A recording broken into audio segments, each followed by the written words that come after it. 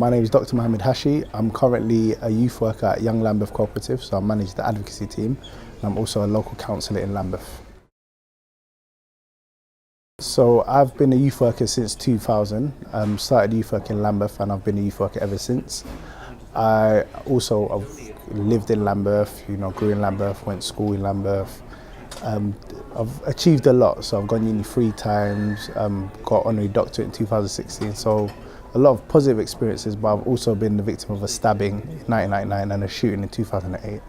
So I feel like I've got a good contrasting experience, including adverse childhood experiences as well.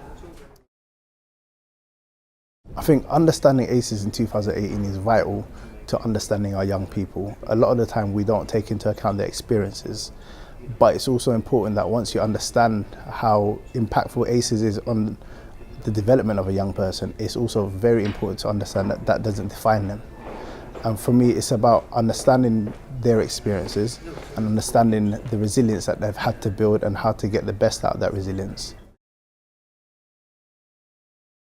I think for me, the main message I want them to go away with is that our experiences do not define us. We can excel. And a lot of the time, these adverse experiences actually give us the amount of energy that we need to be exceptional and succeed beyond everyone's wildest imaginations. And for me, it's important that we celebrate that and we teach our young people how to get the best out of a bad situation. I think the best way to engage with the hardest to reach young people is to treat them as people. Don't treat them according to their experiences. They should be treated as people, treated as young people, and they should be listened to and given that respect. And I think a lot of the time our young people don't get respect out of us. We create a vision of who we think they are based on their convictions or based on their experiences, rather than just taking them at face value and allowing them to prove themselves. And for me, it's about firstly listening, and it's also about giving them respect in order to receive respect.